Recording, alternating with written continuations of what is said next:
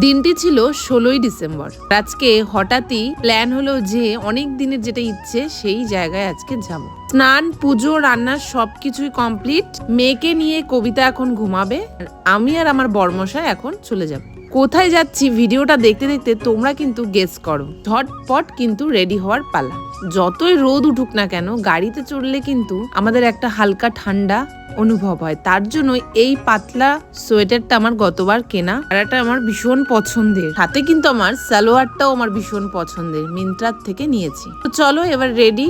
এবার মেইন উদ্দেশ্যে আমরা যেখানে যাচ্ছি সেখানে তোমাদের নিয়ে চলি। কি এখনো গেস করে যাচ্ছ তো কোথায় যাচ্ছি? গেস করো তাড়াতাড়ি। আচ্ছা, তার মাঝখানে কিছু কথা শেয়ার করি। আমার বরমশাই এমন কাজের সাথে যুক্ত, তাই কিন্তু আমরা উইকলি কোনো সময় বের করতে পারি না। কিন্তু এই যে দরকারি কাজের সময় যখন আমরা দুজনে যাই, আমাদের কিন্তু সেটাই আমাদের টাইম স্পেন্ড।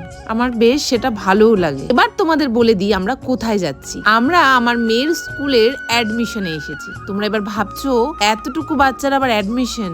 এখানে আমি ছবিটা দেখাইনি এই কারণে, ভিডিওটা যখন করেছি কোনো পারমিশন নেইনি, তাই ভাবলাম ছবিটা আমি দেখাবো না। নেক্সটে যখন আবার যাব তখন পারমিশন নিয়ে অবশ্যই শেয়ার করবো। এটা আমাদের ময়নাগুড়ির মর্নিং স্টার স্কুল। তোমরা যারা লোকালে থাকো তারা তো চেনোই। এবার আমাকে এখানে ফিল আপ করতে হবে, এগুলো ফর্ম ফিল আপ করে জমা দিতে হবে। এবার যারা অনেকেই বোঝো না আমার ডেইলি ভ্লগ মানে কি, আমি কেন এত ভিডিও ছাড়ি, এগুলো ভিডিও পাবলিকলি করে আমার লাভ কি, তাদের উদ্দেশ্যে কিছু কথা বলতে চাই। এটা ব্লগ মানে আমার ডেইলি রুটিনটা শেয়ার করা। আর এটা দেখতে আমাদের যেমন ভালো লাগে, এবার আমার ভিডিও দেখতে অনেকে ভালোবাসে, তাই এটা শেয়ার করা। এই বিষয়ে যারা জানে না তাদের আমি আলাদা করে বলে বোঝাতেও পারবো না। যাই হোক, সব ফর্ম ফিল আপ করা, অ্যাপ্লিকেশন জমা দেওয়া সবকিছু করে এবার পূজা স্টোরে এসে আমার একটা বডি লোশন নিয়ে চললাম। এবার এতটাই তাড়াহুড়োর মধ্যে এসছি, আজকে সকালে খেয়েছি কিন্তু রান্নাটা করা হয়নি। তো তার জন্য ভাবলাম যে যাওয়ার পথে বিরিয়ানি নিয়ে যাব। তার জন্য আমি এখানে ওয়েট করছিলাম। ফাইনালি বর্মশাই আমার ফেভারিট ঝর্ণা হোটেল থেকে